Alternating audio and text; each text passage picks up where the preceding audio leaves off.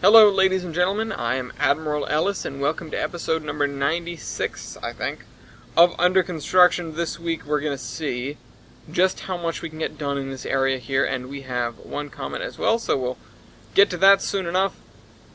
This week, really, I want to see if I can get this area done, and that seems like kind of a tall order, and it might be, but I really just want to know if I can do it.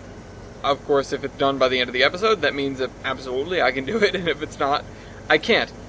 But, obviously, we won't know the answer to that until we're there. So, I want to see if I can do it, not just from the point of view of, am I capable of doing this much scenery in 2 hours? But am I willing to do this much scenery in 2 hours? Typically, these episodes where we have a stated goal, we get a lot more things done than episodes where we don't. So, I think leading off with that right now is a good omen, as it were, for this endeavor that we're embarking on today. Anyway, this is being filmed on the proper day. This is being filmed on a Thursday. I just went out for a really great little date with Madison. We pay a visit to the place that we had our first date every once in a while. It used to be once a year, but then we decided that the place was way too good to not go to for 364 days in a row. So we went today because they have some fantastic pulled pork nachos, and I was just really in the mood for that. We go back and forth on who gets to pick date night, and this was my pick. We didn't have as long of a date night as you would hope because, well, I'm making this, and she has to attend to some things with her friends from work, or friend in particular, offered to give him a ride home because he doesn't have his own car. He rides his bike, and it's kind of a long way to go in the dark. It's about to be 9 o'clock here in Eastern Standard Time in Little Rhode Island, and yeah, I'm just sort of looking forward to the end of the week. It's Thursday. I wish it was Friday. It felt like Friday all day long for some reason. And I'm really looking forward to Friday because our very own Nick Wakefield is coming in, also known as O'Gillies. Most of you probably know of O'Gillies. Is coming in to the biggest little state in the Union. He's going to be staying here. He's going to be our first out-of-state guest, staying at the Temelia residence here, and then we're going to go on a little adventure. We're going to go and, well, he's bringing his eye poker, and by that I mean his scanner. I call it that because he stabbed me in the eye with it almost twice, during the Utah trip. But, it hurt, I'll just say that much. Put me kind of in a bad way for a bit. It's really unfortunate that it seems to be every time we have a trip with him in it and myself in it, I tend to get hurt in some way, and it's typically his fault. In 2015, he jumped on me. I was sitting in a hot tub in the hotel, and he slid down the railing. He didn't jump on me per se, he wasn't targeting me. He slid down the railing to slide in and tumbled off and crashed into me, and it hurt. So, you know, that's just another thing to hang over his head, because he doesn't have enough of those.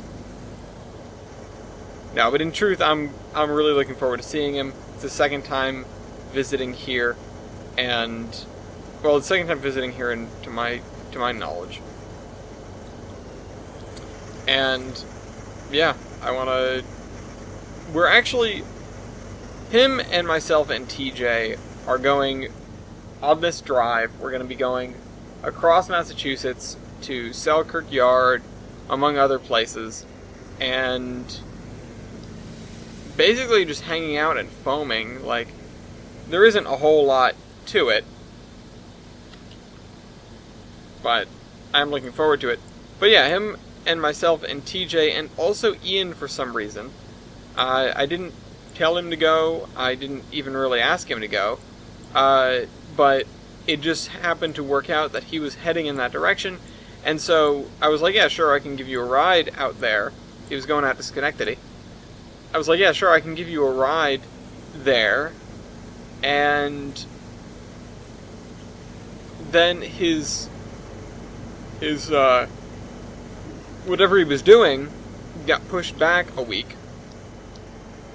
And so he was like, I can actually just hang out with you guys. And I was like, you sure? And I gave him the whole rundown of everything we were doing. And he said, I actually really like what he said. It was just like, yeah, I want to participate in one of your train trips in the future.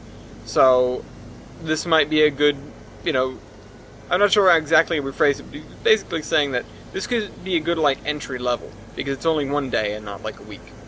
I did mention to him the New England Forest Rally, because I had him in here playing Wreckfest, and that was fun.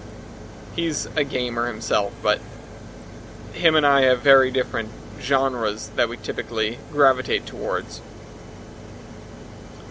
Him not being in the racing, or at least the I guess you could call it a sim racer. I'm not sure if that's giving too much credit to Wreckfest.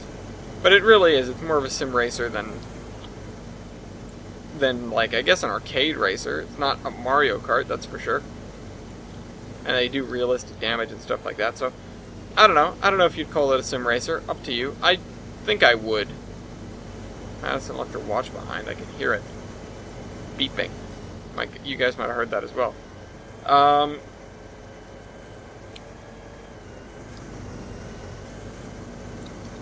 Oh no, it's a bomb.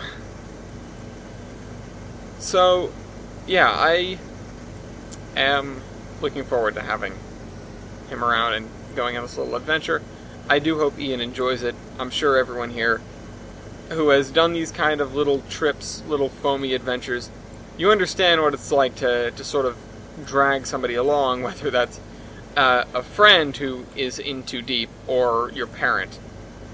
I certainly can say that I was a lucky individual, and I get very supportive parents in terms of taking me to these places and bearing with me.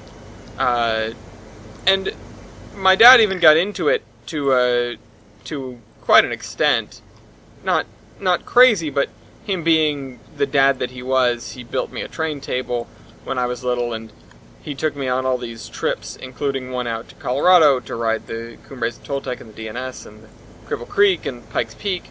We did all that in one trip, and one of the things that he said to me is, if I'm ever feeling down, remind me of that trip. I don't know, he really enjoyed it. I certainly did too. I was a little young. I was, oh goodness, I don't even quite remember how old I was. Maybe I was in my very early teens. I'd have to ask him what year that was. I can't recall. We probably have pictures somewhere. But, yeah, that was long before I knew Weibold. So, yeah, that is a good question. When was that? Because I ended up going back a couple years later for my stepbrother's wedding, and I still didn't know Weibold, and I met him 6 months after that. Which is kind of unfortunate because we were in the area of the museum. He didn't work at the museum at the time, though. So, but it would have been cool. I'm not sure how well it would have gone over that I hadn't known him for that long and that we were meeting up. The fact that we knew each other for several years before we met up at Train Mountain is, something that I would assume sort of helped assuage my parents' fears that this was not a real human being and that I was going to get raped or something. It turns out that everyone on the internet, or not everyone on the internet, is a rapist. That's a good thing. I'm thankfully also not a rapist. I'm on the internet, That's one of the things, we think about everyone on the internet. It's a real person behind that screen, typically. Unless they're a bot, but probably a real person. Oh, you know what? This should be this color grass, because this is untamed area, relatively speaking. It is area that was never part of a field, so it wouldn't have turned this color afterward. Still got all the nutrients, People who farm know what I'm talking about. Jader gets it. Okay.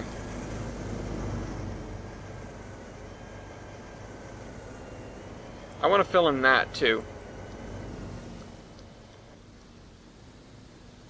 You know, I'm realizing this should definitely be the other color. Also, I need to get rid of this grass and replace it with the correct grass for the color. Thank goodness for the 5 meter grid. Now I'm just waiting until they come out with a 1 meter grid. Or the half meter grid. That we can have super ultra precise lagginess. Anyway, so this trip that we're gonna take, I was hoping it would be another proof of concept for the wagon.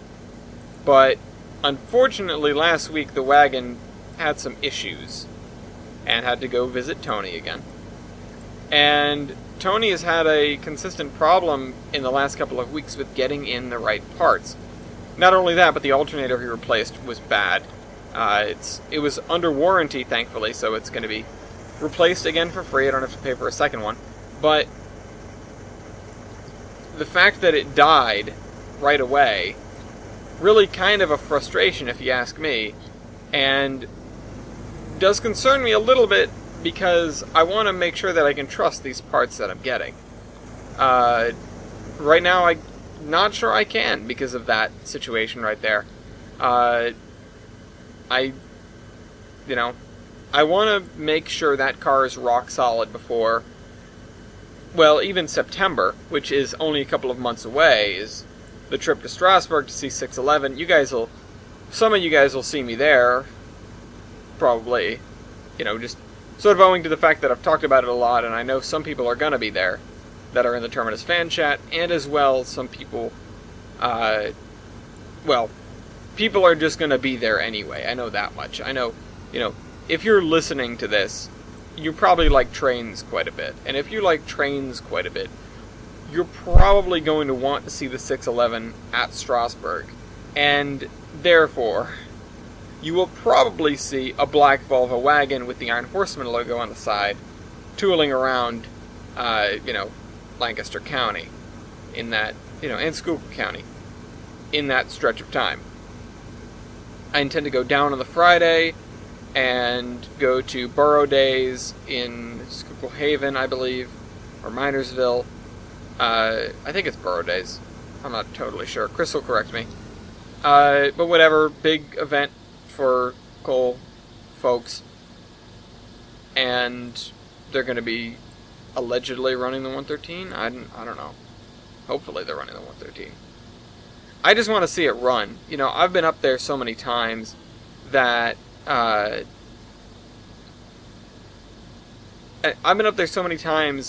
seeing the 113 as basically a static object is just reality at this point, and I would really love to see it as anything but. It's not like I've really followed an engine, but because, Chris is my friend and he has such deep ties to it with how much he's, worked on it and knows the people and everything, I just want to see it run. I'm not really one for CNJ or even 060s, but it'd be a nice thing to see. It'd be fun. Something else that'd be nice to see is Rotary Oi running at the Cats, except I believe that excursion is totally sold out, so if I go up there, it'll be as a party crasher and not as a paying participant. Maybe I'll donate, but I'm not going to be on the charter. Can't be on the charter. I'm not sure if I would be anyway, because it's, that's dinero. But then the following year, when they have the roundup of Victorian Iron Horses, which I went over the cast of characters there with Wild last night, and it just got me even more excited.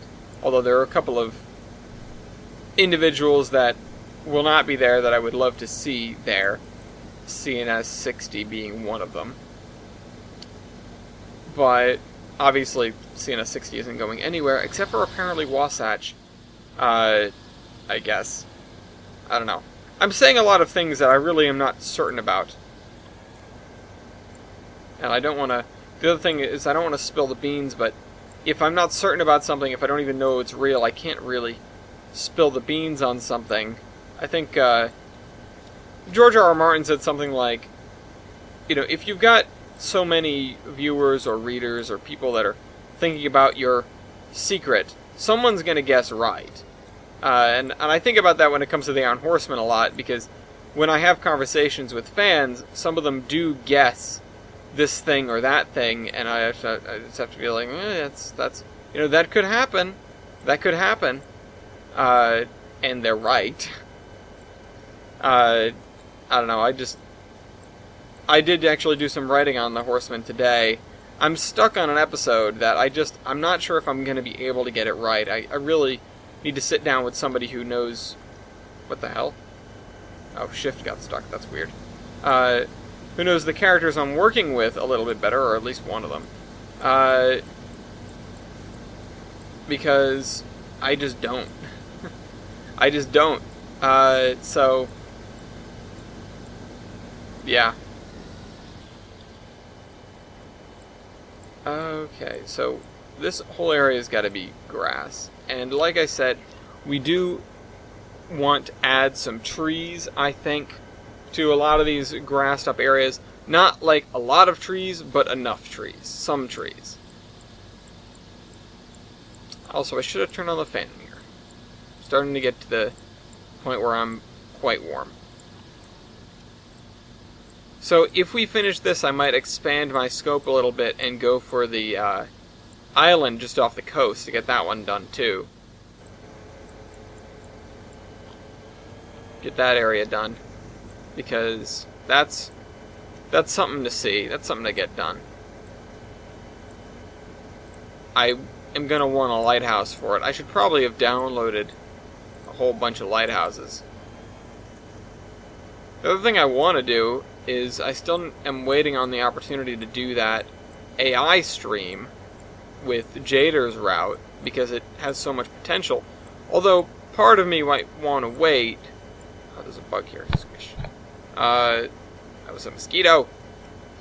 Part of me might want to wait until I get 2019 installed, because then it would be an actually fairly relevant tutorial, whereas if I do one now in Tane, it might become, relatively outdated, or it would be relatively outdated because we have another game.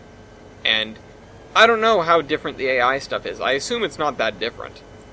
But there may be some quirks, or some things that work that didn't, or some things that didn't and now do. Or no. Other way around. Some things that I would expect to work, or that I make high use of, or heavy use of, and that will no longer work in 2012, just because of the continual march of progress of bug fixes and updates. And my foot is so asleep right now.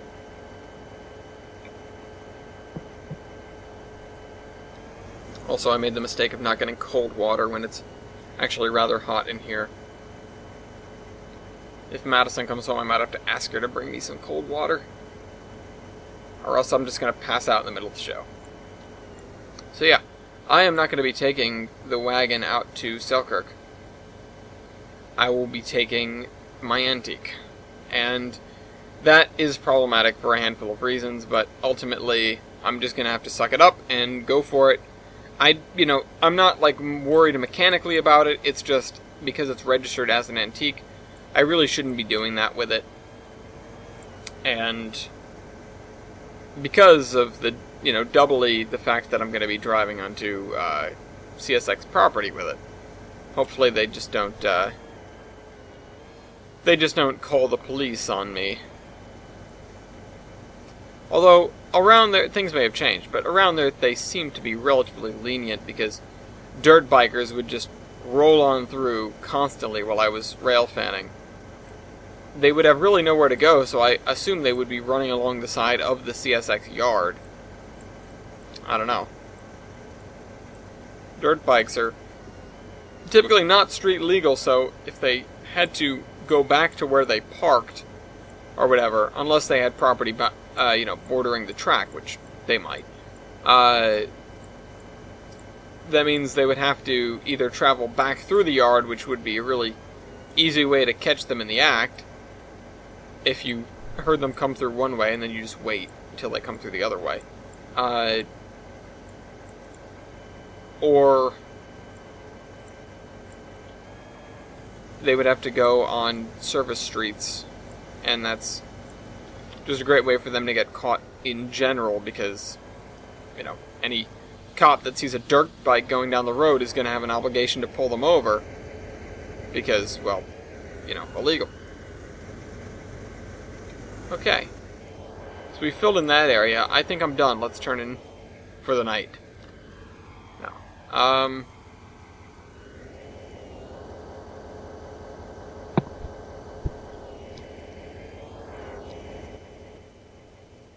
Let's see.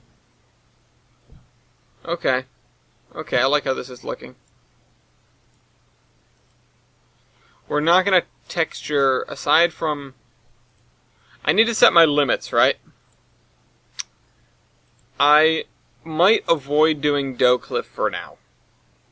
For reasons. Although, it doesn't really make any sense why I wouldn't, unless I want to include it in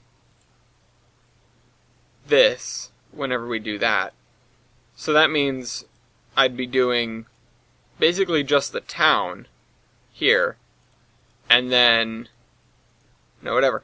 But I can't do that. I really shouldn't do that. I shouldn't give myself an out like that, because there's too much for me to do already, and saying, yeah, but I'll do that part next time, it's not right for me to do that. That said, it's not necessarily wrong for me to do that, because the areas that we'll be building will be totally boxing those areas in, and then I have no excuse.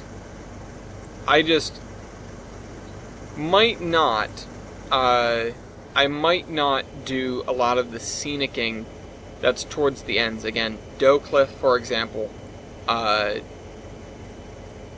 and some of the things towards the edges of Mason Valley, you know, where the Geiger Mountains Railroad goes off into the woods in both directions.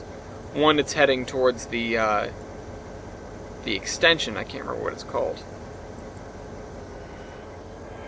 And the other, it's just heading into, well, it's the main line. Again, I'm still stuck on that whole area there, especially with regard to engine servicing and being an engine terminal. Technically, it's not a main hub, even though it is. It is just a waypoint that happens to have a lot of freight work. You know, I might poke at the map a little bit tonight, because I do want to settle some of the stuff, especially because I have gotten like 8 pages into the write-up for the Everett Lake Mining Navigation Company, which is the precursor to the Addison branch of the Volga Mountains. And its backstory explains a lot of the politics that went on basically just to the east of here in the mountains. There's a large lake out there, think like Lake Champlain large, and it's called the Everett Lake, or Everett Lake. And because of the fact that there's a large city just on the other side of the mountains by the name of Akron, there was, there still is, but there was in the early 1800s a lot of shipping that went on the lake, because there was a canal that had been built over the eastern side of the mountains and down, you know, onto the floodplain, the plains area that surrounds Akron. And there was a lot of stuff that was coming from the area around the lake, minerals and such, that were brought in by barge to Akron over that canal. Now, one company ended up holding the canal. That was the Mercer Shipping Company. And they ended up basically exploiting their monopoly over the canal and the shipping, and eventually took over basically everybody else who was in the business of shipping goods to and from Akron over the mountain. In fact, I'm an idiot. In fact, I have my volume off. The locks up there in Mason Valley eventually connected to that. The barge canal, which no longer exists as of the 1950s here, extended all the way from here, the ocean, up into the mountains, across the mountains, through over a couple of portages, the most notable one west of Everett Lake being the Wakefield Portage, which I don't believe has anything near it anymore. It's just abandoned locks and maybe a road. I'm not sure we'd be modeling that area, but it exists. You can see it on the map. And that connected this to Akron. So it led into Everett Lake. If you traversed Everett Lake, you could go to the other canal, and there was another portage in there, which would bring you over that crest of the mountains, and then down, down into Akron proper. Now, I'm calling them portages because that's what they would have been back in the day with canoes, but in this case, it would be a canal and a series of locks, as of the 1830s or so, at the latest. A lot of these things, there were no railroads up in the mountains until the 1840s, so the Mercer Shipping Company had pretty hefty free rein as to, the prices they were charging and stuff like that. So, the city of Akron, realizing that it was getting shafted by the Mercer Shipping Company, decided that the solution was not to try to break up the shipping monopoly, because, let's face it, with only one canal, there was really no realistic way that it wouldn't wind up being back exactly the same in a couple of years, because whoever controlled the canal controlled all the shipping in and out of Everett Lake to and from Akron. They could take over the canal, but they decided against it. That apparently wasn't an option. Instead, possibly because it was a little bit too backwards thinking for them to want to own a canal with railroads springing up everywhere, the city of Akron decided that they were instead going to create a pair of competing railroads, and they did make a pair of competing railroads so that in case one of them was absorbed by Mercer Shipping, or even bought out Mercer Shipping in a lucky turn of fate, I guess, then there would still be a railroad that could continue competing. And because these were railroads, they wouldn't be subject to the canal. So, they created these two railroads. They were the Akron-Macon Railroad, which ran from Akron, and a fairly direct, but admittedly, expensive to build route to the mining town of Macon, which Macon at this point in time was becoming a sort of mining hub. It had access to one of the tips of Everett Lake, and there was a lot of, there were a lot of minerals around. That side of the mountains typically didn't have much, but it was just on the cusp, and there were quite a few deposits that people had found and that were mining up.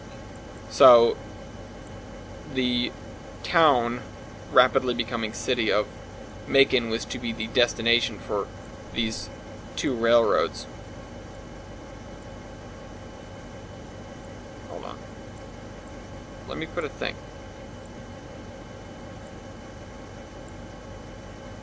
Okay. Why is that necessary? I don't know.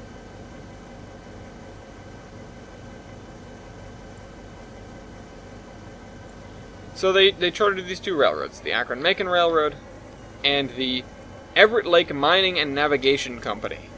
The reason that they're named as such is because the initial idea was not to charter two railroads. It was to charter a railroad and a mining company which would work in conjunction, and the fact that there were two of them would somehow keep the Mercer Shipping Company from buying up everything. That, at some point they realized that that wasn't the best idea. So they just made them two railroads. They gave them basically identical charters. They said, you guys need to find a way from the city of Akron to the town of Macon. Chop chop. You can borrow money from us as well as get your own investors, which most of the money was borrowed from the city of Akron. They granted them a number of... you can almost call them grants, but they had to pay them back, so loans. Loans disguised as grants. And included in the charter was that they have to pay that money back, or else the city of Akron reserves the right to completely take over the railroad and give it to whoever they want, or do whatever they want with it.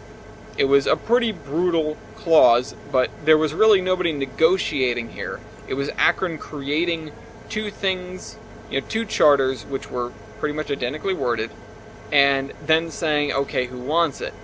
And there were two groups, one that became the Akron-Macon, and the other one that became the Mercer Shipping. The Akron-Macon got started first, and finished its route first. It's just worth noting now. I haven't started writing on that one yet, and eventually the entire main line became part of the Zion and Skyline. So, that's that. That makes up almost the entire Zion and Skyline east of Alduin Pass, which is just east of Skyline. So, also I think Madison's home game. Also, Skyline was not much until much later, because it's sort of in a, not quite a cenote, but it's in kind of a box canyon. There's really only one good way out, at least without some serious engineering, but it is now the intersection point between the Addison branch of the VMR and the Zion and Skyline's main line. So it was a box canyon that overcame its boxness by sheer force of engineering. Anyway, that's neither here nor there. We're talking about the history of the Everett Lake. The Everett Lake Railroad, in contrast to the Akron-Macon Railroad, which ended up being primarily not secondhand, but other railroad executives that had, sort of moved on. They were the kind of people that went from one business venture to another, turned a profit, and, continued. I guess it was sort of more for the entertainment of seeing what they could do with something than the money, because if they stuck around at one company, they probably would have been making money hand over fist compared to what they were making in these startups. But either way, that's who they were. They were mostly executives from other railroads that had sprung up around the country. The Akron-Macon Railroad, again, this area is totally fictional, so don't try to find it on a map.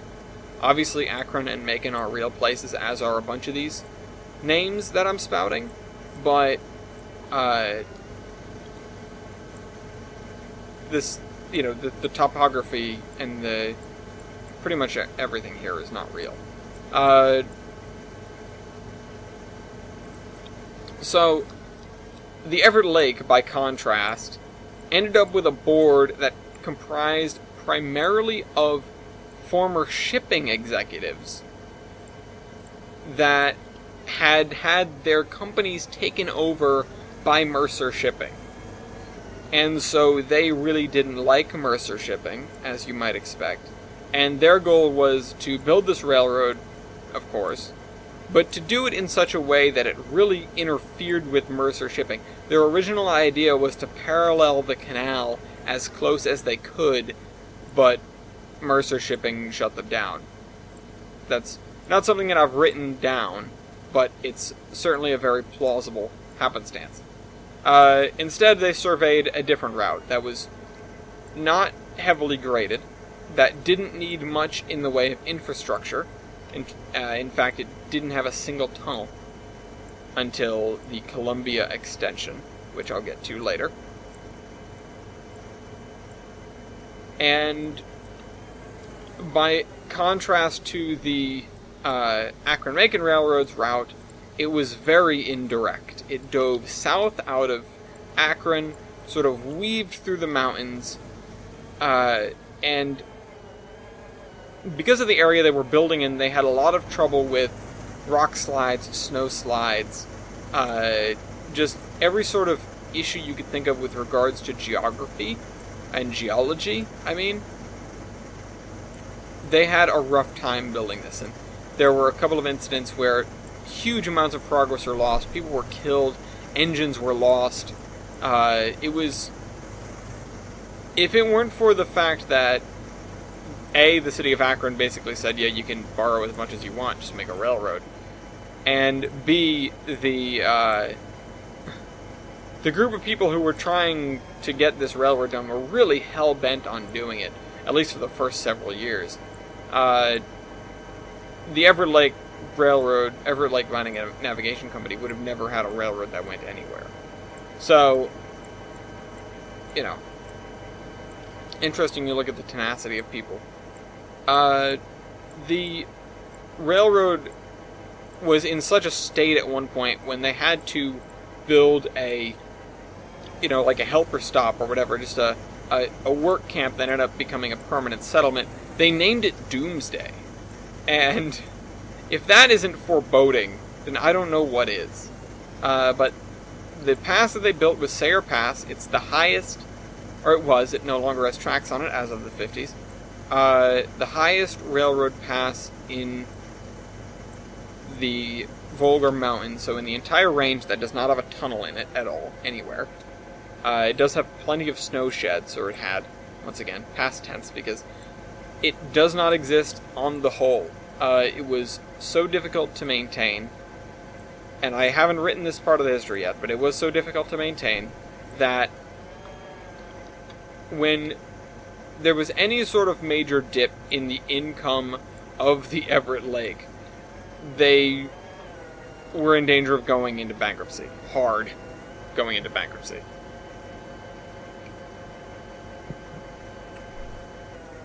But something that you should know,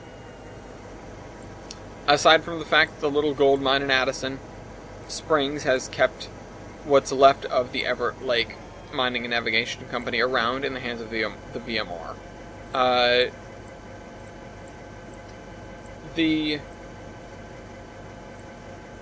I totally forgot what I was going to say. Yeah, I totally whiffed. I was saying that, any dip in the thing. Oh, right, I was going to talk about the Columbia extension. The Everett Lake never made it to Macon. Never. There's still the connection these days. You'd have to go through Alduin Pass, the tunnel underneath Alduin Pass, which is Zion and Skyline, formerly... Well, no, actually, that was a Zion and Skyline construction. And the, like I said, the remnants of the Everett Lake Mining and Navigation Company are VMR. So, there's no way... It doesn't connect. It never connected. The reason for that is they got distracted. So, the railroad built all the way from Akron across the mountains, something like 150 miles of this windy, twisty railroad, which, relatively inexpensive, relatively low grade. They just happened to find a really suitable stretch. Just, again, the fact was that it was just 100 miles out of the way. So they built this railroad, and they got to Hull Point, which is there's a large peninsula that protrudes into the middle of Everett Lake, and Hull Point is at the tip of that. And they finally got there. They finally started making a little bit of money. they got the city of Akron on their side, which previously it had not been because the construction was taking so long and kept resulting in disaster after disaster, literal disasters. So they basically said, have something to show for it, or else. The Everett Lake worked through the winter on a couple of occasions in order to get something done. And so they finally made it into Hull Point, and they finally started moving passengers and stuff, but they were really broke at that point, and they couldn't really afford passenger equipment because they didn't have much of it, and so they didn't expand as quickly as they wanted to, but at least they had a railroad. Then there was silver discovered on the southern shore of the lake, or nearabouts.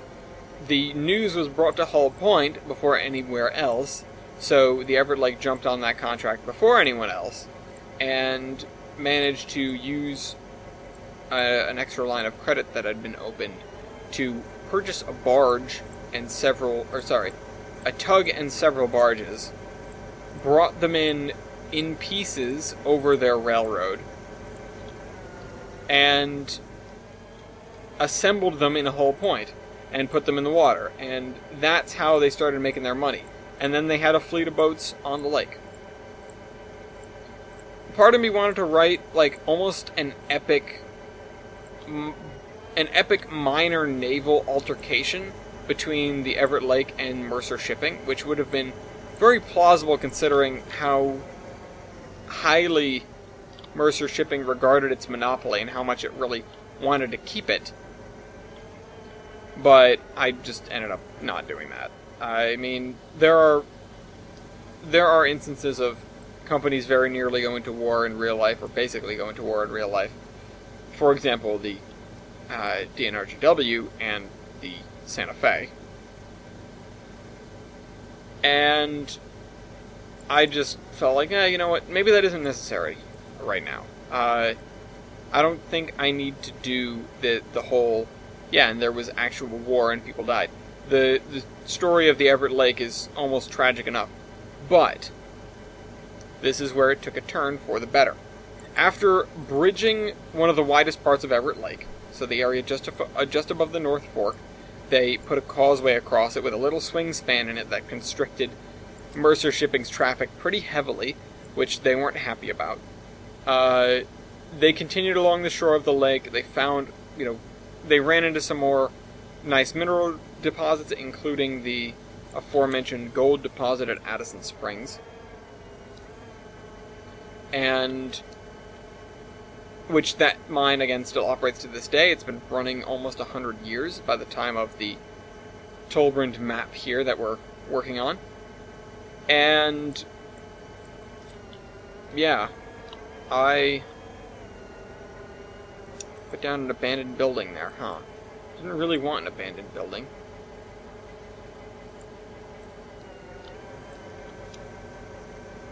Anyway. Also, apparently I sent somebody a postcard. I didn't send anybody a postcard.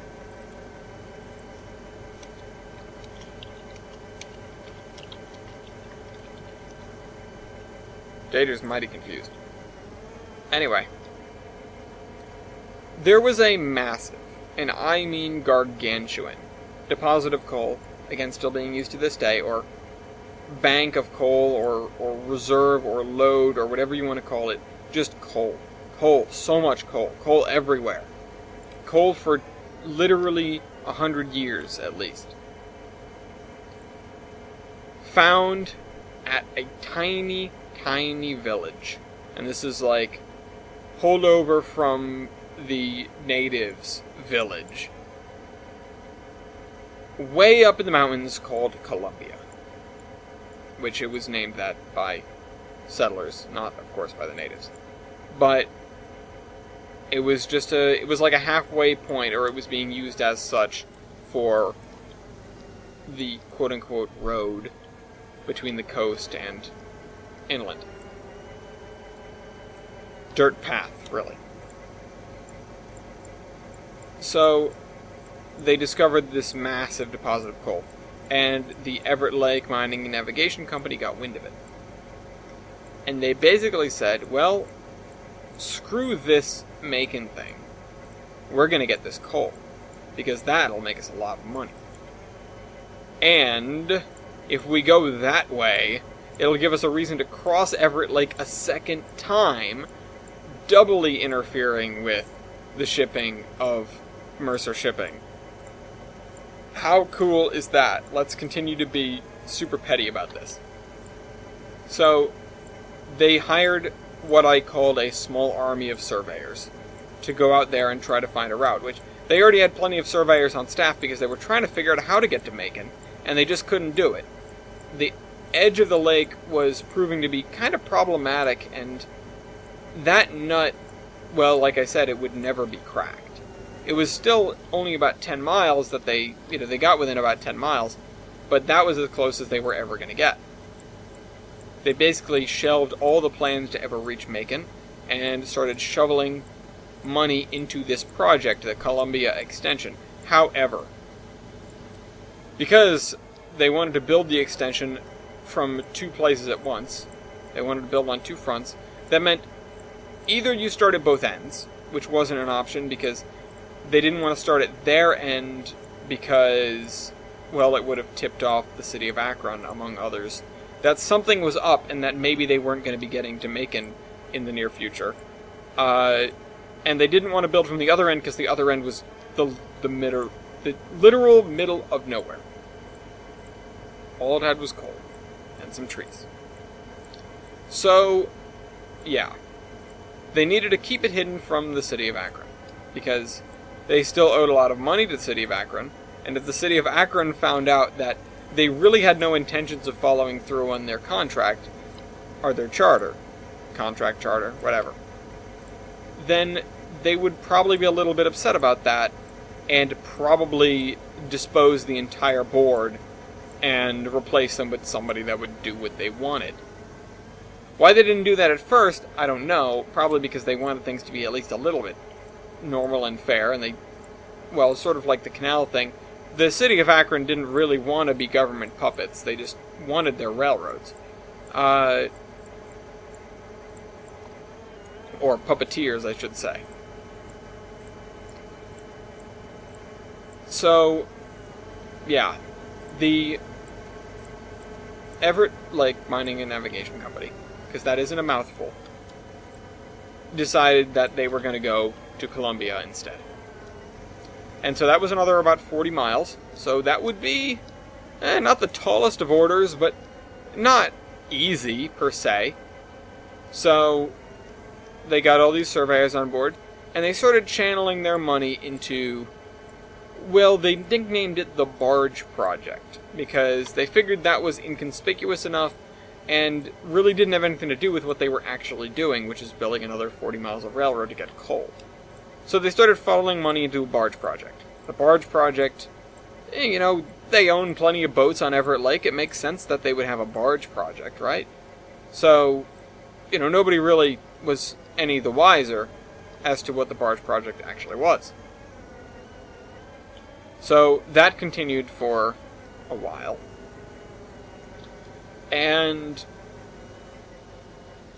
the barge project itself ended up being consistent of a couple of things. Or a couple of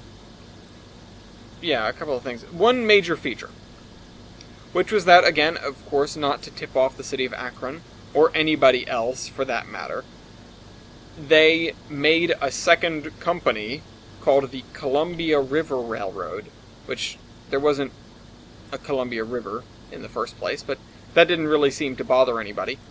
The Columbia River Railroad, which was going to go 40 miles from the west side of the Strait of Larrabee, which is, the railroad had made it to the east side, the Everett Lake had.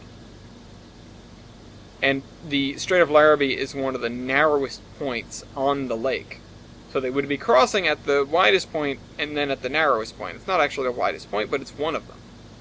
So they would be crossing at one of the widest points and then at the narrowest point, or one of them, as well.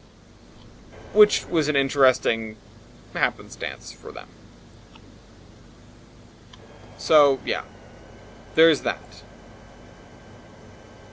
like I said, they wanted to build from 2 points at once, which either meant building from both ends or building from somewhere in the middle. And because they couldn't build from both ends for reasons I previously stated, they decided that they were going to build from the middle. The middle happened to be,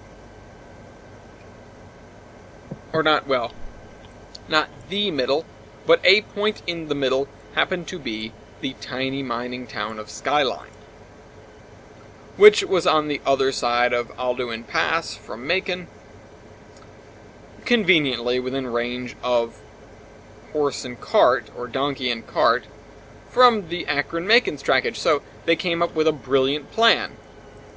Using their fake company, the Columbia River Railroad, they were going to buy supplies, have them shipped over the Akron-Macon Railroad to within basically a few miles of where they were building from,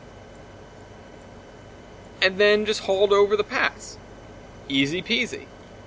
The Akron-Macon wouldn't even know it was helping its competitor. How brilliant, right? So, they proceeded with that plan. And it went pretty well. The city of Akron was none the wiser. It just figured it was taking a little while, and they managed to stall enough to, till that the city of Akron basically was like, okay, we get it, it's hard. Just let me know, or let us know when you actually get work done and just keep paying your loans back. Which they did. They kept paying their loans back. Like I said, because of all the mineral deposits they had found in the past couple decades, they had a pretty good budget on the whole. Although a lot of it ended up getting funneled into the barge project. And that actually hurt the railroad's bottom line quite a bit, especially when things got a little bit hairy because there was a bad month or something. Basically, they were funding 2 railroads using 1 railroad. If that sounds like a bad idea to you, you're right. Eventually, after a couple of audits tried and failed, eventually someone made a mistake.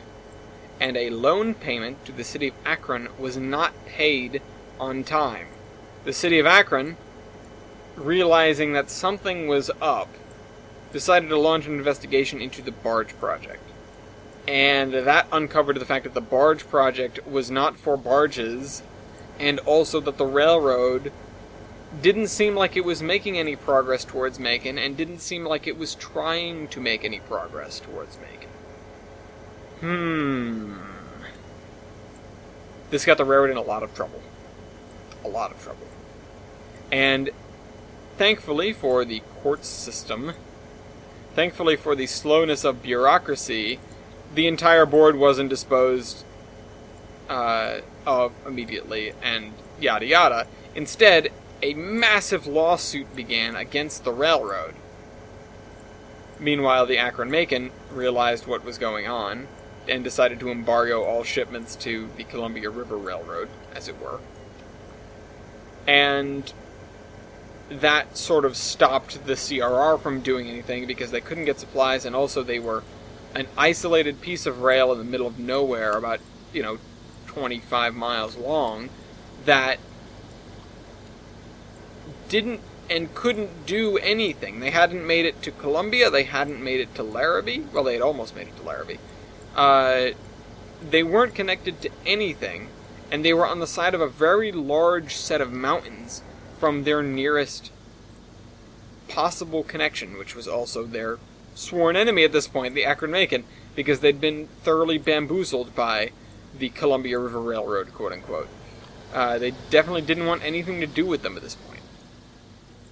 So, there's that. That's where they stood. The litigation dragged on and on and on, as you might expect these things to go. Eventually, because there was no longer being money put into the barge project, eventually, some accountant at the Everett Lake had a brilliant idea, which is, why don't we take all this money that we would have been spending on the barge project, because we're just saving it up right now, We would have been putting it into the Columbia River Railroad, but they're not doing anything, and they can't do anything. So obviously, we can't give them any money. It would go nowhere. We just have all this in a secondary account now, and it's languishing. This money, God forbid, it's not doing anything. So, this accountant decided that why don't we just take all this money and pay off all of our loans during this litigation? So they do that. In one lump sum payment to the city of Akron, they pay off every cent that they owed plus interest to the city of Akron. And that left the city with no leg to stand on in the lawsuit because they no longer had control as by the contract. So they couldn't tell the Everett Lake to do anything now. The judge was unhappy, but being an impartial judge, he was forced to throw the case out. The judge didn't like the backhandedness of the whole thing either. But, it is what it is. Also, I may mention that the Mercer Shipping Company got involved in this lawsuit because they realized that there was going to be a bridge going up at Larrabee, and that was going to, again, block their things. They already had enough trouble with the one near Hull Point. So,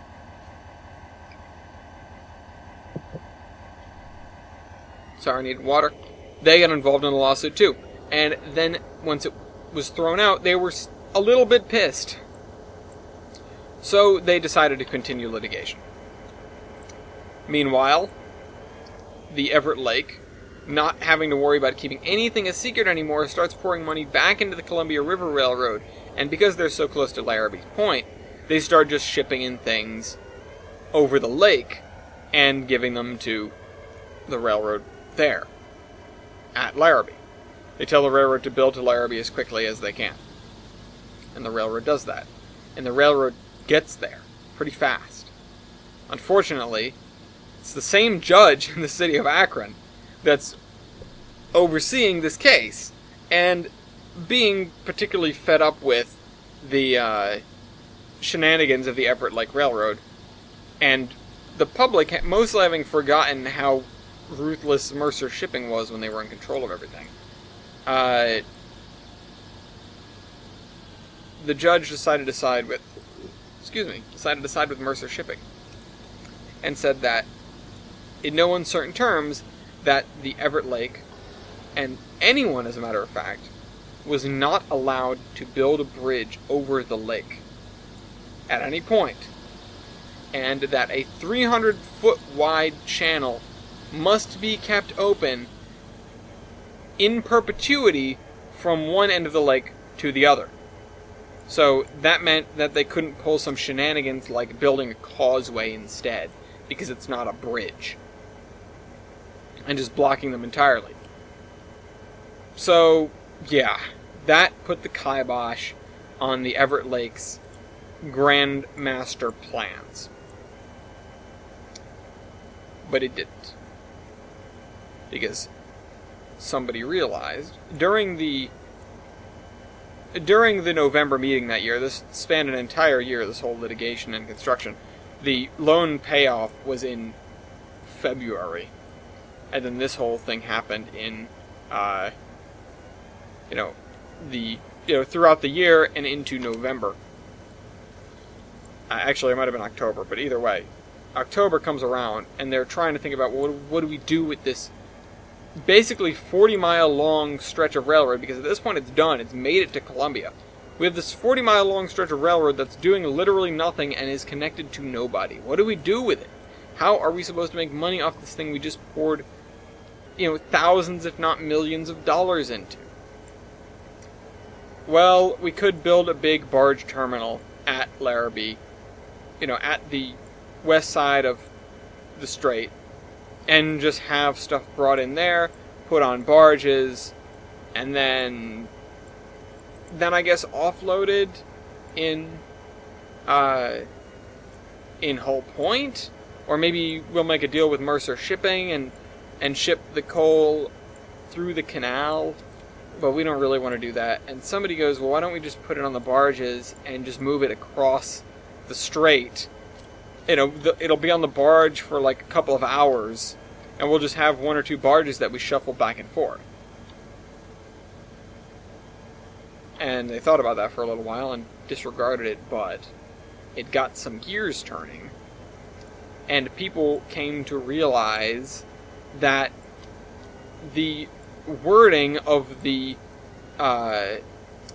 settlement, the end of the lawsuit,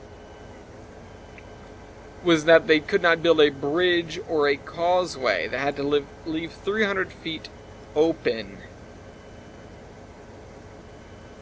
So they bought a 301-foot-long barge from a company in Akron. They had it built with a trestle on top of it. They moored it between two dead-end trestle spans on the lake and attached a small steam engine so that it could be quote-unquote driven out of the way of other traffic. And suddenly, they did not have a bridge, they had a barge with track on it that just happened to span the Strait of Larrabee. Interesting.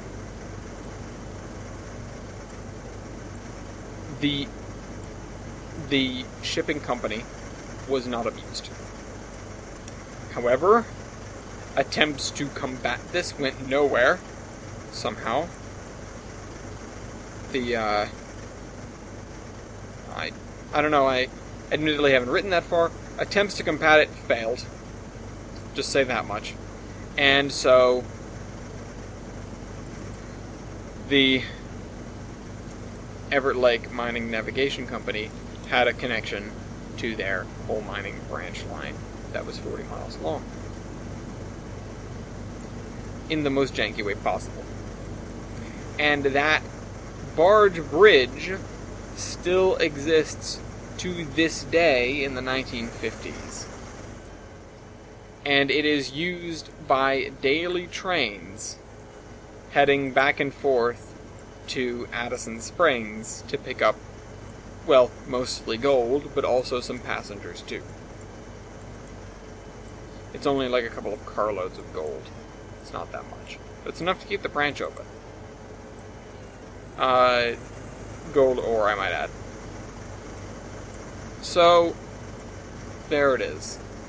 The beginning, the first 30 or 40 years or so, of the story of the Everett Lake Mining and Navigation Company, one of the most ridiculous railroads ever to exist in the Volga Mountains. If you want to know more, let me know. I intend to do write-ups on all of these railroads, including the ones that still exist on the peninsula today, like the Gilson Eastern, etc. But also their predecessors, like the Jefferson and Gilson, which makes up this part of the Gilson Eastern. So the north part, the north half, Jefferson and Gilson Railroad.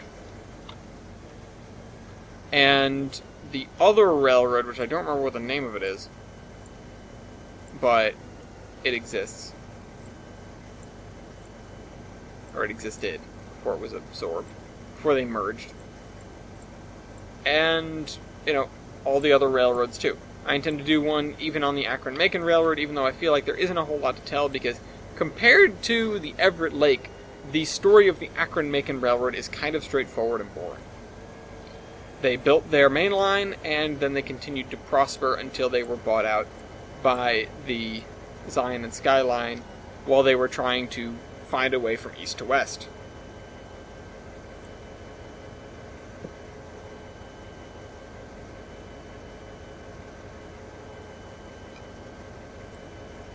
Anyway.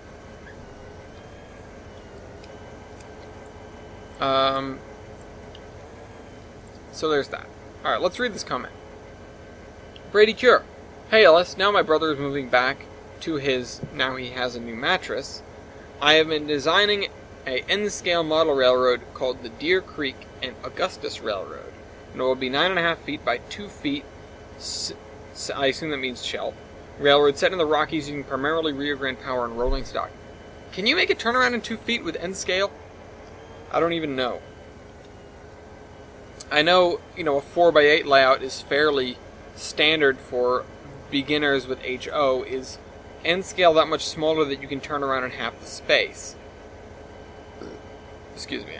I guess it is, because otherwise, you could have a pretty nice point-to-point layout being 9.5 feet long.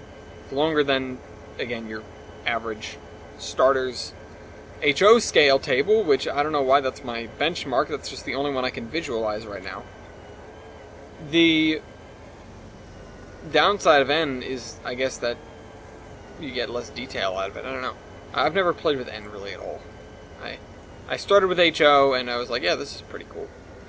And that's just what I've kept going with. I have some O, and I have a little bit of G. I don't have any N aside from, like, little plastic models that don't do anything. But I wish you luck in that endeavor. That sounds really cool, not gonna lie. I'm interested in how you expect, or how you intend to do the scenery for that, because Rocky Mountain scenery is no joke. It's not easy to properly encapsulate the feeling you get when you're staring at the mountains, and mountain railroading is certainly something special. The Rocky Mountains, Rio Grande being Rio Grande. Yeah. Did you say what era? Hold on. Rio Grande Power and Rolling Stock.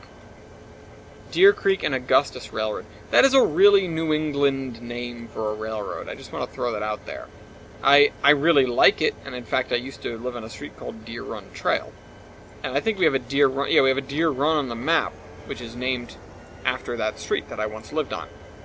But I don't know, it's such an eastern, it's got way back. It's got back east syndrome, as Flegel would say. Certainly running Rio Grande Power and Rolling Stock breaks that a little bit, but I don't know, it just feels so eastern to me. Maybe I'm wrong, if you disagree, say so, if anyone in the comments, and say something like that. But it feels so eastern to me. It feels like it should be in Maine, as a matter of fact. But of course Rio Grande Power doesn't belong up there. I'm curious as to what kind of Rio Grande Power you mean, because of course you could have, the SDs in black with the flying Rio Grande. That looks super cool, I love those. But you could also have all the other Rio Grande stuff. The Rio Grande standard gauge was nothing to shake a stick at. You said N scale, not NN30, so I assume you're not that crazy and by Rio Grande. And because you said Rio Grande, I assume you mean diesel era. Correct me if I'm wrong. But, Rio Grande, you didn't really associate Rio Grande with the old Rio Grande, at least not as much. They were the Dergwa, the Denver and Rio Grande Westerns written out, or at least with the acronym DNRGW. So, again, correct me if I'm wrong, because I'm interested, because I like them.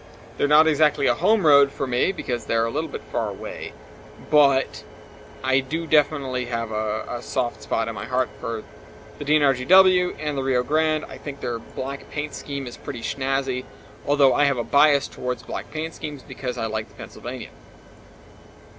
Which is interesting considering their hallmark was not black. It was very close, but it wasn't. It wasn't black. Anyone that, confuses the not Tuscan red, the Brunswick green with black, it's deserved, but that doesn't mean I have to like it. So, it's that kind of thing where I like the railroad, but I like many, many railroads. I am not necessarily one to hugely love one railroad over another, and yeah, I do spend a lot of time harping on about, the Great Pennsylvania Railroad, but it's all in good fun. I have nothing in my heart against people, especially New York Central, because I fell in love with the 20th century before I knew anything about the Pennsylvania. And if we're talking about iconic trains, in the U.S., the 20th century is second to none. Even something as well known as the Daylight still falls short of the 20th Century Limited. You're real special when you invent the red carpet treatment, I think you deserve the red carpet treatment. There is nothing like that train. There wasn't anything. There likely will never be anything like that train again. Because, well, you can't do it. There will possibly be better things, like the revival of the Orient Express that's coming, or someday, somehow, the American Orient Express, if it ever were to suddenly pop into existence again for some reason. Which, we got to see one of those American Orient Express cars, which was certainly an interesting sight. Not something that I expected, but there it was on our California Zephyr. And, yeah. I'm about to run out of water. That's going to be bad. I'm going to just stop talking. You guys are going to get the rest of this episode with me as a mute. There are some railroads that I love and hate. The New Haven's one of them. It's hard not to hate a railroad that scraps every single one of their steam engines with no remorse. Especially because they had, in my opinion, I know this is a controversial opinion, especially coming off the heels of the 20th Century Limited talk, they had, in my opinion, the best looking streamlined Hudsons, or the best looking Hudsons, period. I know, that's a bombshell. I know people will love a lot of different Hudsons, from the C&O banana thing, to the Dreyfuss Hudsons, to the torpedoes, to what's another good looking Hudson? The Blue Goose is one. Although I honestly think the Blue Goose looks kind of weird. The Royal Hudson looks pretty. But yeah, aside from a couple, those being the Dreyfuss Hudson, and it's another really good one I like. Can't quite recall. Oh, that's right. Also, the torpedoes weren't Hudsons. They were Pacifics. They were streamlined K4s, of course. So, aside from a couple of other things, nothing even gets close to holding a candle to the I-1s for me. They are absolute drop-dead gorgeous. I love the fact that they just went, we're going to make it black. And we're going to put these straight lines on them, this nose cone, this, it looks like, not really necessarily a Tron locomotive, but it looks just sleek as hell. I love those engines. And the fact that every single one of them was scrapped really friggin' grinds my gears. I hate the New Haven for that. I love the New Haven, in general, because of all the things they did style-wise, specifically style-wise, and honestly, really no other reason. I'm stuck with them being my home road, because I live here. The only other options I have are Providence and Worcester, which I guess is not bad, and Amtrak. There are a few others that I could probably call my home road. If you wind the clock back further, you have the New York and New England, which they were too forward-thinking, if there is such a thing. They were definitely it, because, let's be honest, you don't paint a train white in the steam era. You don't build a terminal in Midtown New York City when nobody lives there yet. Or not Midtown, but north of that. It's sort of where everything migrated. No, it wasn't Midtown? I don't know. Either way, the New York and New England, they did a lot. And they did it all basically to absolutely no avail. They failed badly. Were taken over by the New Haven. Just like, well, everybody else. But they could also be my home road. The Boston and Providence, there's a lot to like about the Boston and Providence. They had, an engine by them still exists, so that's interesting.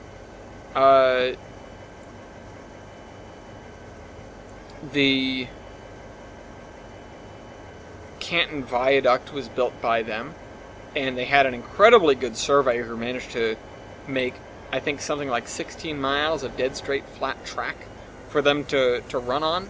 You know, he just found this line where he could go. Either he was incredibly good at what he did or really, really lucky. I probably half and half, but I'd like to think he was a really smart guy. The Old Colony is cool because they've got a cool name. It's kind of it. They don't have a whole lot else going for them. They run a nice dinner train these days. They had the unfortunate circumstance of being tied up with the New Haven for 100 years, and in that time the New Haven went so broke, or got so broke, that they decided to try and push operations back into the hands of the Old Colony, which hadn't run a train in decades because they were owned by the New Haven. One of the dumbest things I've ever heard the New Haven trying to do, and the New Haven, as previously covered, has tried to do a lot of very dumb things. So, yeah, there's that. What else have I got? I mean, I've got the Meshanicut. The Meshassack, sorry. The Meshassack Valley Short Line, which was, at one point, one of the shortest railroads in the U.S. It was, was it the shortest railroad? It might have been. I need to go check on in my books, in my historical documents, to see if I'm speaking the truth or not. But it was an independent short line that was a mile long. That's it. And there were probably other, short lines similar at, like, mines and quarries and stuff. But this was a above-ground common carrier heavy rail railroad that was a mile long and operated independently for years upon years upon years. Now, that's the Rhode Island spirit, if you ask me. But that's just weird, also. Let's see, what else have we got? What else have we got for railroads in the state? The Hartford Providence and Fishkill got absorbed into the New York and New England. The Seaview exists, so that's kind of cool, I guess. I don't think they'd be anybody's home road unless you lived in Quonset. So, there's that. The B&A, kind of far away. The B&M, also kind of far away. The railroad that didn't exist, we know it as the Providence Northern, but the Southern New England, that's one, but like I said, it didn't exist, so it can't really be my home road. Even though it did go by my grandfather's house, or it would have if it had finished. And I saw the embankments aplenty when I was a kid. But yeah, the railroad never existed, so I don't know if it really counts. It's a cool concept to think about.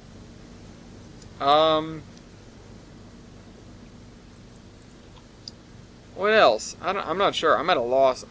There are definitely other railroads, because there were something like 7 different railroads that came into Union Station. And eventually they were all owned by the New Haven. When they built Union Station, it was 7 railroads, and by the time it rolled over into the new century, it was just the New Haven. It was all the New Haven. They owned everybody. Our new century. When was it built? Actually, I'm thinking... It was only a handful of years. Also, that was all of my water. Now I'm going to die. I'm going to melt and I'm going to die. Hope you guys enjoyed this video.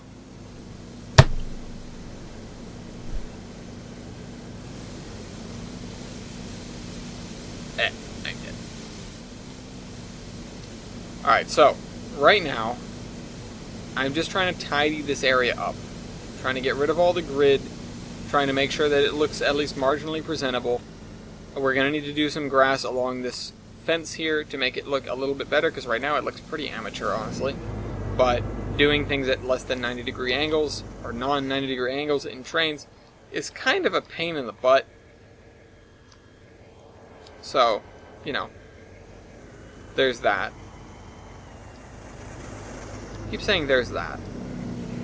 Why am I saying that? Why am I like this? I can't believe I've done this. Alright, so we're gonna just drink some. Really, this is all it's gonna take to make it look much better. Honestly, I should put some grass on the other side too. Or some more, I should say.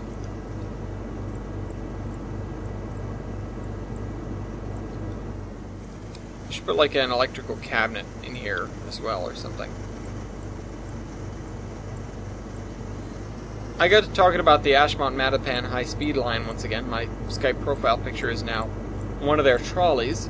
They are possibly my favorite non-heritage railroad operation, or, my favorite transit operation in the world. Certainly my favorite in my neck of the woods, aside from the fact that I use the T very often. So, they are, for those who don't know, they are the very last, aside from maybe SEPTA, but I'm not certain about SEPTA, PCC operation in the country using actual, never retired from service, non-rebuilt, non-brought in so we have PCCs, just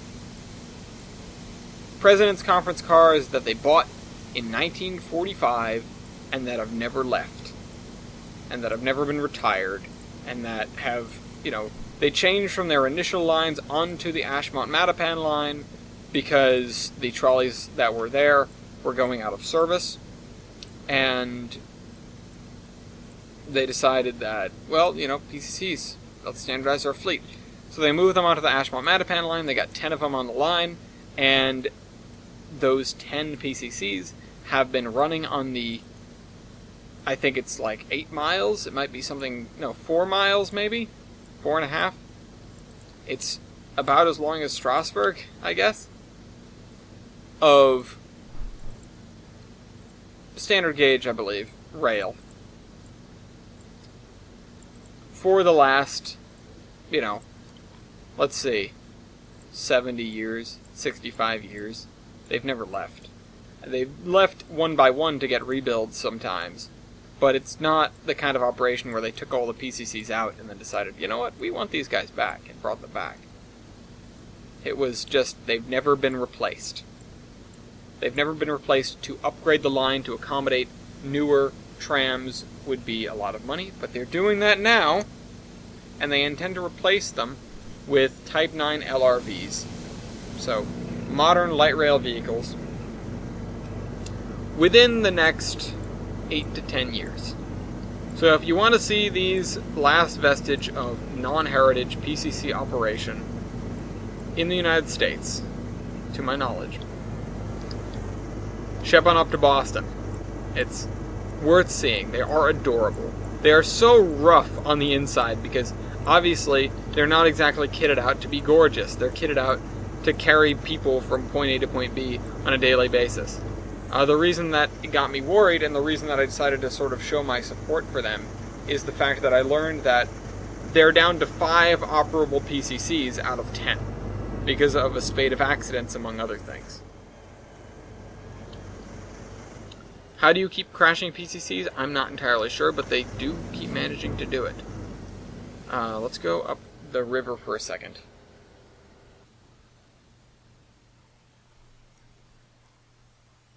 Also, I'm gonna step over and turn on the air conditioner because if not, I actually might die. It is hot in here. Sitting next to the computer while we're doing this and it's just blowing on me with the fan definitely doesn't help.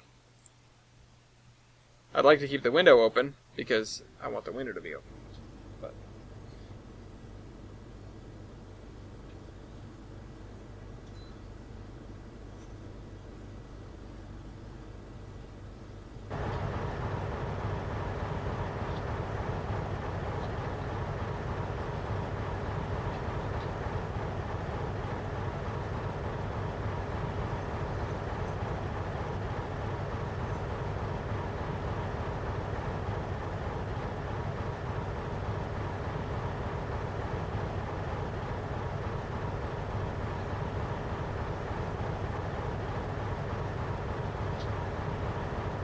Okay, sorry about that little intermission. The Ashmont Mattapan line is a really nice little operation. I love talking about it pretty much every chance I can get because it is so unique. And its days are numbered. So, it matters to me to sort of get the word out and make sure that people have the opportunity to see these kinds of things before they go away. I don't know what's going to happen to the PCCs once they leave revenue service. A lot of them hopefully will be picked up by museums, but you never know. It would kind of flood the market, honestly. They will be in relatively good condition comparatively. I came up here to get a concrete texture and I didn't find one that I wanted. So I'm going to go back here and continue working.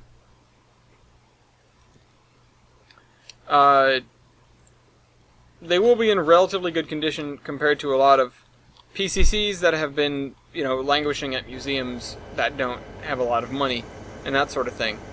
But nonetheless, I'm not sure how many people are going to be able to just jump on them, and hopefully the MBTA will be kind enough to do something like put them up for auction. But I don't know. I'm not sure. I would hate to see them just scrapped. That would be dismal. The MBTA, unfortunately, is not one for heritage operations. And while that's unfortunate, and I'd love to rag on them for it, the fact of the matter is they're a transit company, not, a heritage railroad operator. And it's in their best interests to make money. The cost of hand-making parts for PCCs, not to mention the fact that it is a dwindling number of functioning PCCs,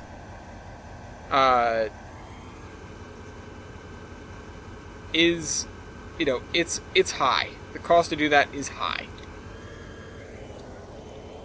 And there's going to be a point in time where, if there's one more accident before they get these guys out of rebuild, which they're rebuilding 8 of them, so presumably the 2 that are in the worst shape are just going to be either for parts or just discarded. I don't know, because one of them has got the whole front end bent in because it crashed into the back of another car pretty hard. I don't know how much people could make use of that. Again, I would hate to see it scrapped because it is a vintage piece of equipment, but God knows how much usage something like that is actually worth. I'd assume not a whole lot. Because there are, let's be honest, of all the trolleys that are floating around there, PCCs are probably the most common. There really isn't a comparable set of equipment in the US that was so ubiquitously used, or in North America in general, or even around the world in some cases. But PCCs were they were basically everywhere, and you can look in any corner of any trolley museum and get your hands on one, typically. I love to see them run. I think, as far as trolley designs go, PCCs are really, really simplistically pretty. They have really great lines. They are, they are the image of a trolley, almost. Sort of like, I couldn't put my finger on it, but, there's like the generic-looking Pacific and the generic-looking Mikado. The PCC is the generic-looking trolley. It is. And I think a lot of people, well, A, would agree with that, and B, when you say trolley, they just think of it. Not even realizing what it is, not realizing the significance. It's just, this is what a trolley looks like, because they were everywhere. Now, at the same time,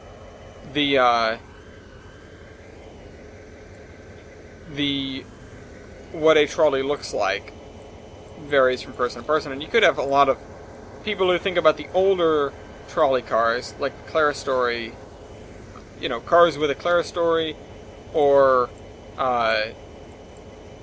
even open-air cars, sort of like the cable cars in San Francisco. But because they were so ubiquitous, because they were so everywhere, they are the trolley. Yeah, I don't know. I go off on those kind of tangents. I apologize. I know you guys are kind of here for it, but I just have to say that anyway. Let me go and grab some different grass real quick. Give me that. Grass that. Oh crap, did I?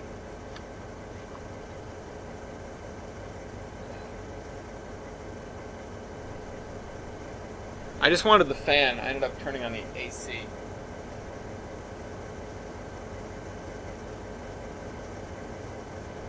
Also, I had it pointed right at me, and I guess the vibration or something just shook the vanes, and it ended with it pointing just towards the ground.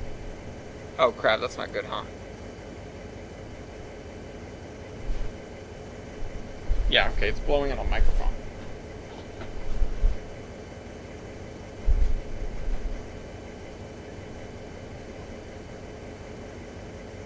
That's better. Okay, I apologize for that. I'm just trying not to die. This is going to be a noisy gosh darn episode, I'll say that much. I apologize once again. I apologize. So there was a Reddit thread about what's your perfect movie. And, like, what movie have you seen that you regard as perfect? I'm not sure I had an answer to that. But I did love reading people's responses. I loved, and I segged to this from a Forrest Gump reference, but I didn't see Forrest Gump in there. One of the things that I did see that caught my eye, though, was Jaws. And I realized that I haven't seen Jaws all the way through, since I was probably too young to see Jaws, honestly. The movie itself, I think, is awesome and cool. Even though, I should probably not like it because I am a beach goer. And I don't like sharks. But, I don't know. I definitely agree with it being, maybe not perfect, but being pretty damn close. It's tough to get better than Jaws. And some of it wasn't even on purpose, but it works.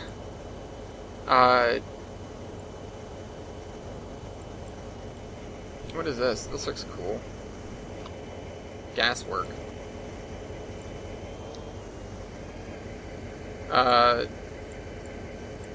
Let's see. I want...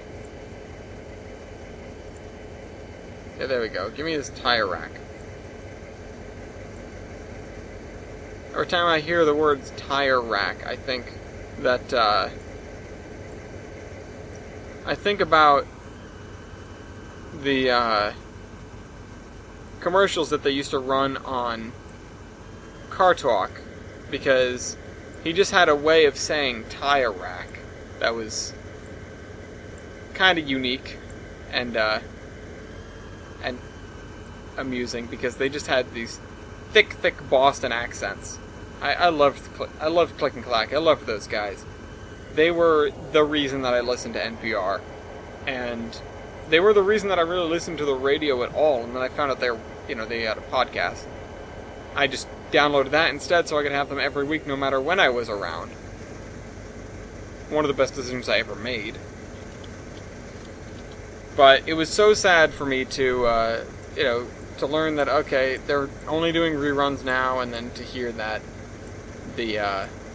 one of the brothers had passed away. It really is a shame. They were fantastic, and there's never going to be another pair like Click and Clack. For those who don't know what I'm talking about, there was this show on NPR, it was called Car Talk, and they would do it was a live radio show where people would call up and they would try to answer car questions. People would call up with, hey, my car is making this noise. What is it? What's causing it? And they would do their best to, with their damn near encyclopedic knowledge about everything automobile, they would try to diagnose the person's problem. I learned a hell of a lot from that show. Let me just check to make sure this is... Okay, yeah.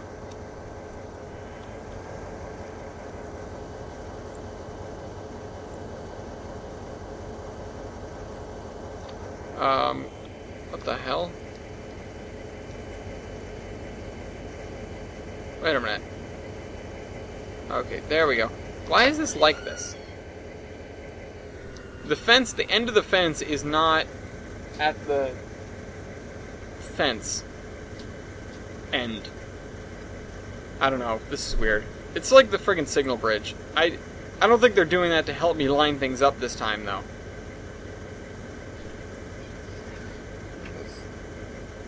Oh yay, welcome home from the Home Depot. This will go right in my file. That was it going into the garbage. Madison just came in and handed me my mail, silently. She even volunteered to be on this episode, but she couldn't be here, like I said, at the top of the show.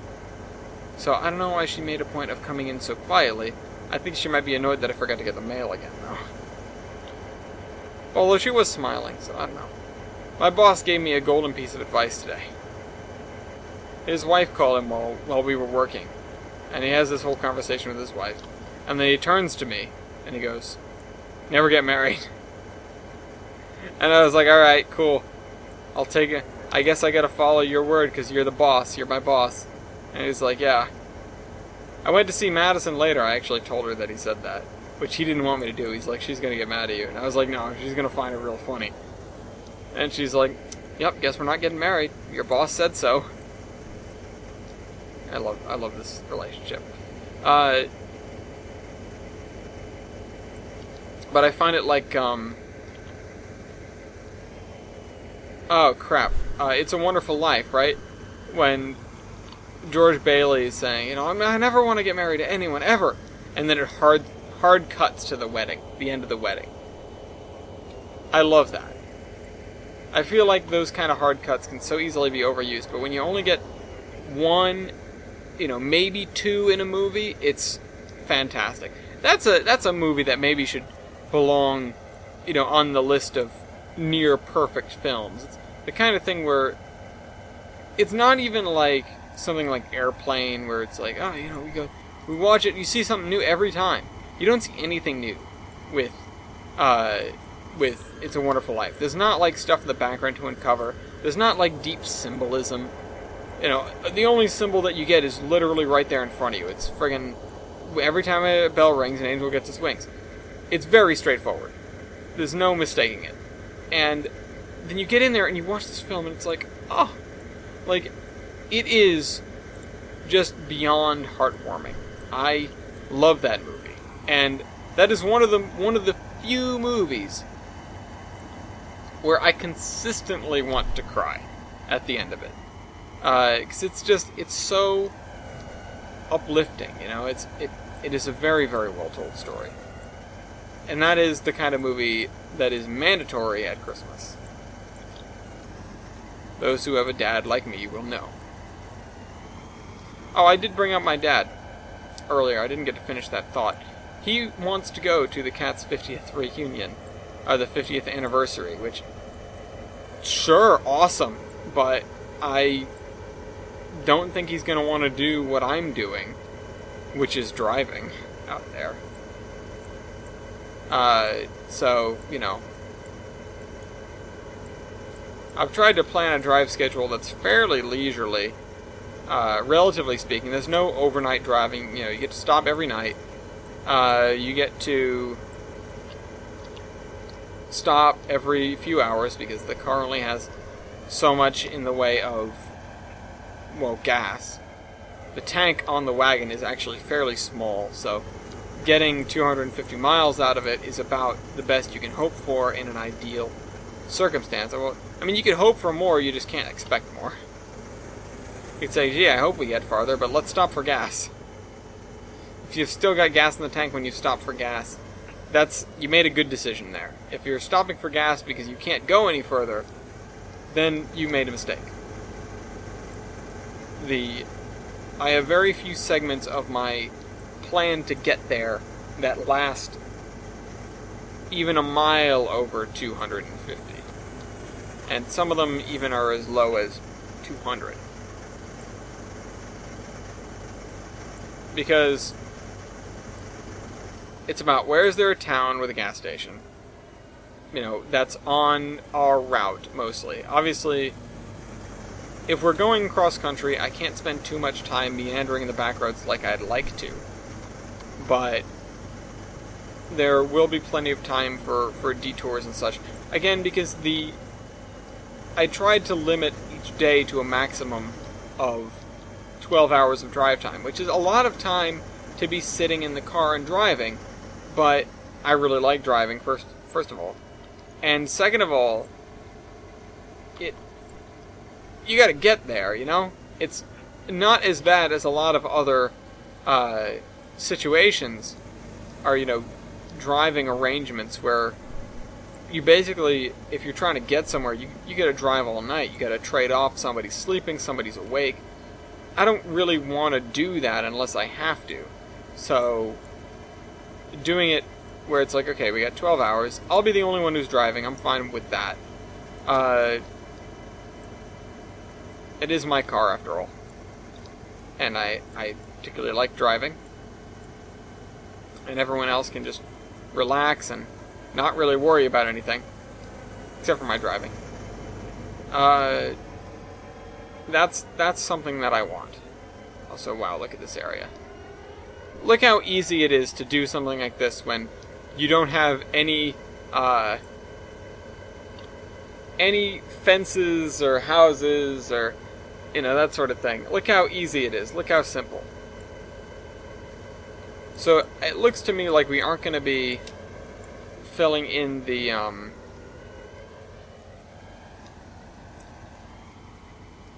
well, we're not going to be doing the final detail in this area, but we have filled a lot of it in.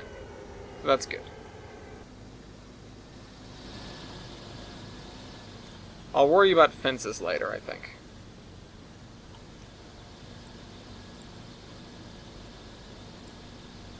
So, let's fill this in here. This is going to be grass. We've got 20 minutes left, but I've run out of steam on this area. I have basically gotten the basic texture down, the first pass of texture down. So that's, I'll call that a win. We've definitely got a lot done, but I definitely did get sidetracked a couple of times, and I haven't been working as quickly as I would have liked because it is very hot next to this computer. And I probably should have turned on the air conditioner before I started recording, and also got a nice cool glass of water, but I figured, you know what, it's getting dark.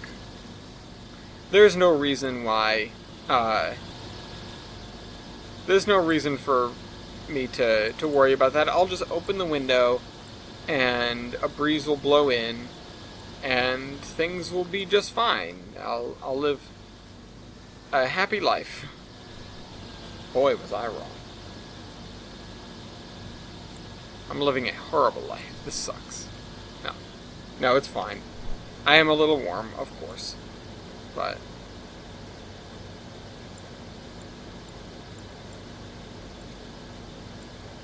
oh. Come on, starter to call. I need a fence around this, what's going to be basically a graveyard back here.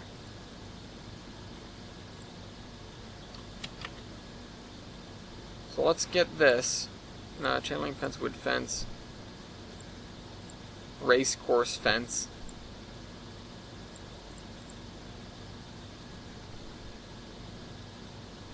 Let's see.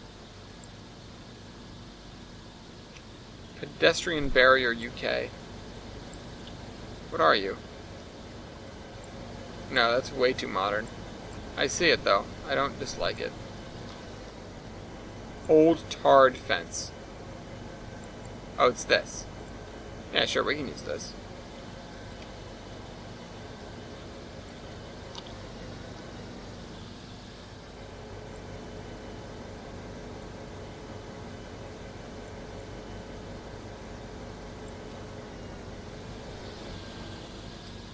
How am I going to do this? It always comes down to that. I should have busted this fence up a little bit, but I don't want it to be in poor repair, really. There's nothing that would make it that. Honestly, it's not abandoned, it's just here. It's just been here a long time. And, let's see, we probably would have, well, the fence come to here, and then there'll be a gap, and that actually should be it, except for maybe this.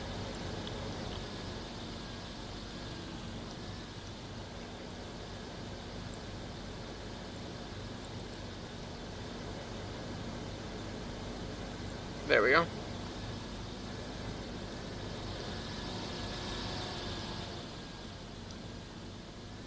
Fences are such bastards. We spend so much time on fences. Okay, clear that. Give me this ballast texture. And let's just go underneath the road here.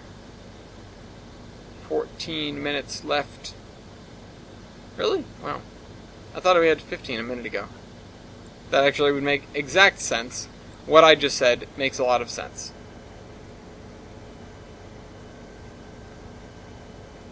Could really go for a steam train right now. I'd like to see one. I wonder what Essex is doing this season so far. I wonder what the WWF is doing with their big fat grant they got. I wonder, I'd like to see that.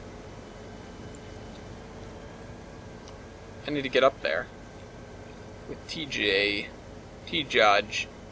It feels like there's so much less pressure to go places now. Because I work, Monday to Friday, because I don't have summers off, because I'm at home all the time, like, I live here all the time, I mean, not like I just stay here.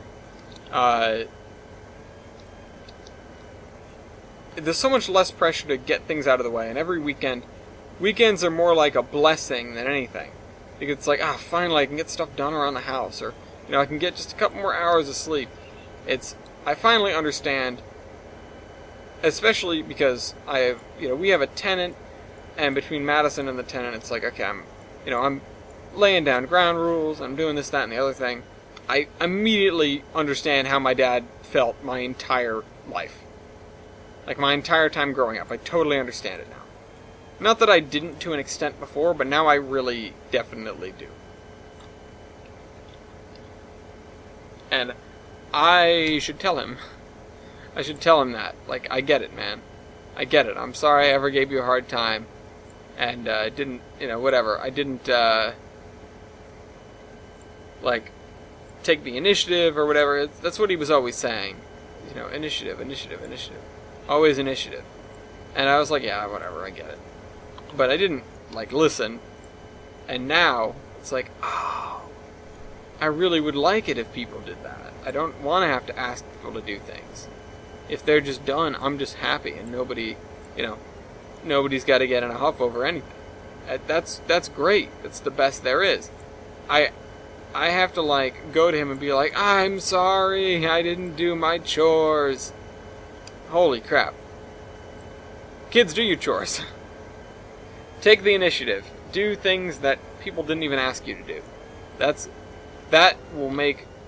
Not only will it make people happier than you can know, and just give them peace of mind, even if it's not jump for joy happiness, even if it's just oh, thank goodness, I have nothing to do, I can just sit here and hang out. Not only will it make people so goddamn happy, you will learn a work ethic. That's, there is nothing more important than getting things done when nobody told you to. When no one told you you had to get things done. When you can do that, you can take over the world. Because it means that you don't have to be pushed and prodded and baited and, bribed into getting stuff done. It means that you just do things. And not only does that mean that you will get your household chores done more easily, and you'll have that peace of mind that only really comes with I've wrapped everything up that I've had to do. That I have to do. Oops. But you'll just have moments of, ooh, I should do this thing, and you'll just do it. Like, I walked by the sink earlier, and I was like, there's a bunch of cups in here from, we hosted guests a little while ago, and, everyone just sort of dumped their cups in the sink, and that was that. Because, you don't ask people to wash their cups when you have guests over, and you don't sit down and wash cups when you have guests over either. So you go, put them in the sink, and I'll rinse them out real quick right now so they don't get disgusting, and I'll deal with them later. Thanks for coming. So I did that, and then everybody left, and then I didn't do the cups.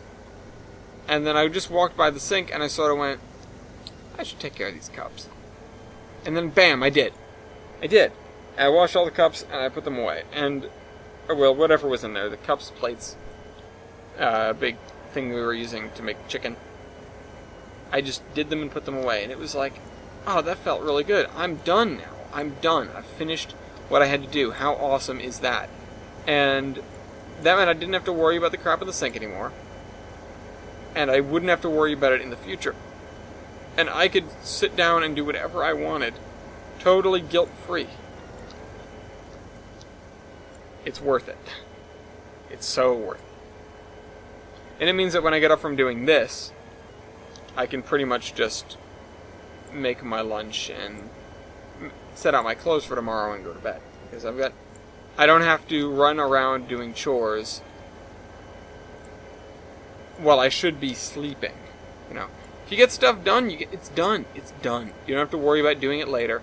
You don't have to worry about putting it off and figuring out when you're going to do it. You don't have to worry about having to catch up with it last minute. It is sort of like you can't do this assignment all in one night, but legit. Because everyone knows you can do those assignments in one night. You totally can. Everyone did them in one night. Don't lie to me, Miss Teacher. I could have gone with an actual teacher's name there, but I didn't have one that I actually remember saying that. Probably because I wasn't paying attention. It's not a very good student. It's amazing that I get this much done at home, because I was not a very good student.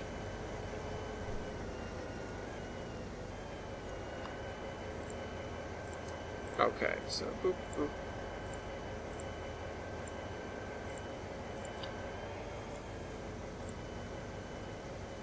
I should probably clear out some more of that area for this business, whatever it is. This is just like a goods distributor. Yeah, no, it probably could use some more area in the back here. There we go. Nice wide plot of land.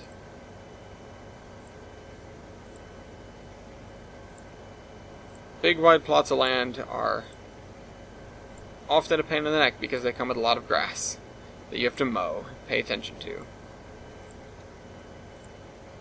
Even small plots of land like this. I have a front and a back lawn. And I've just been coming home every day and going, it's taller than it was. I should really mow that. I'm waiting for a day when I get home early enough and I don't have anything to do that I know I have sunlight for the whole process, because I don't want to be mowing when it's getting dark. It just seems like not fun.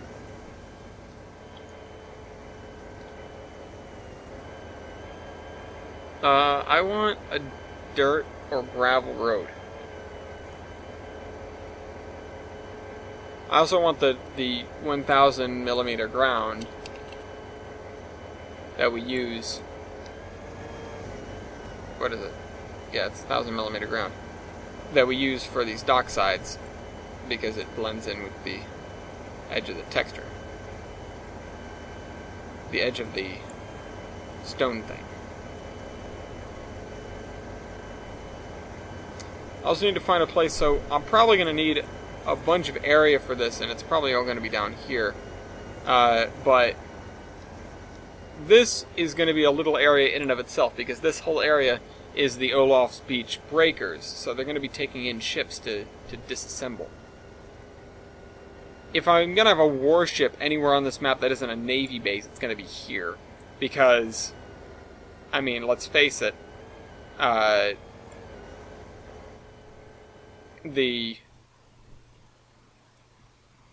it's the 1950s, there are probably loads of surplus ships just hanging around. Assuming that this universe has the same wars that we did.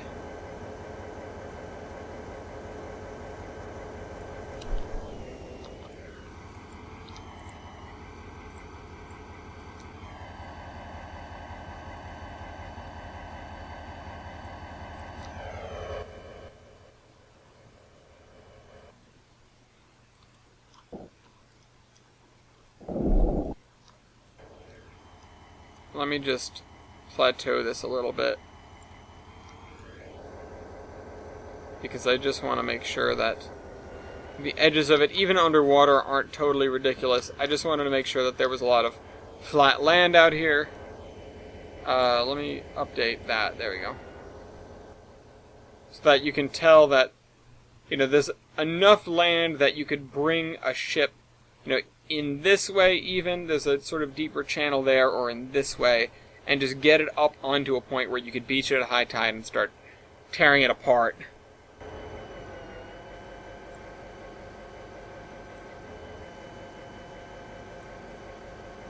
Actually, kind of want to pull this out a little bit more.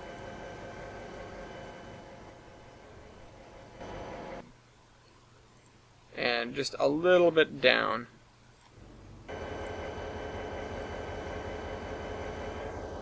Yeah, that's better. So we'll have to get some ships out here.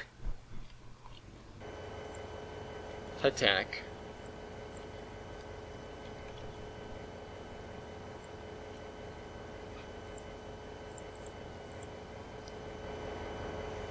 Wait a minute. Okay.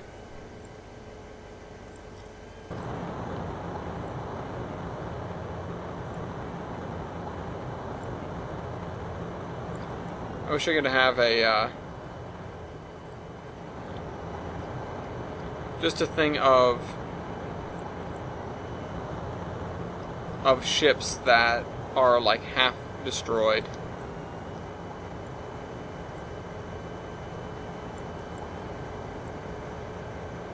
I'll put this one out here. Doesn't really quite fit the era, but those definitely don't. Grain ship. That's the same ship. Ship dry dock, cool. Cool, sort of. It's cruise ships. Holy cow. That's cool. Oh, hey! That is really cool. It's missing a deck. It's supposed to be a deck up here. Somebody kind of got the design wrong. But you know, it's a thought that counts. I'll probably have to download some more ships on the DLS sooner or later.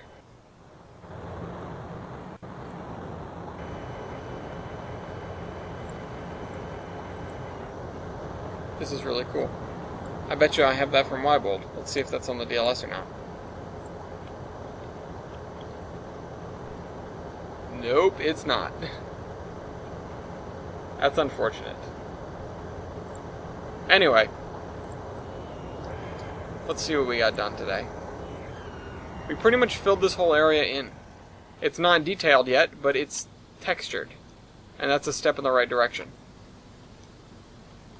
We have almost the entire town of Mason's Landing, and that is a huge step, as a matter of fact. And I'm really glad that we could do it. So, sooner or later, soon enough, we will be moving forward off of this section of the route. I know we still have a lot to do, but a lot of it is pretty mindless texturing.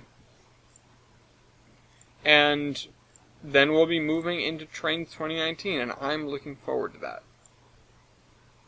Hope you guys enjoyed this video. This is the Admiral, signing off.